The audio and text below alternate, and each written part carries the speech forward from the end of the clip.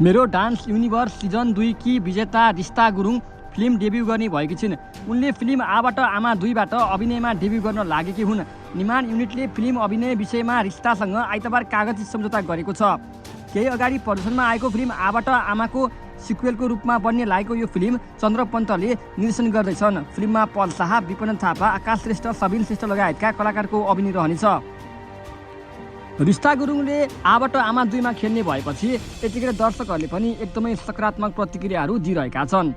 हजुरहरूलाई यो भिडियो कस्तो लाग्यो? आफ्नो प्रतिक्रियाहरू दिन नबिर्सिनुहोला। रिस्ता गुरुङलाई आउने फिल्मको लागि धेरै शुभकामना।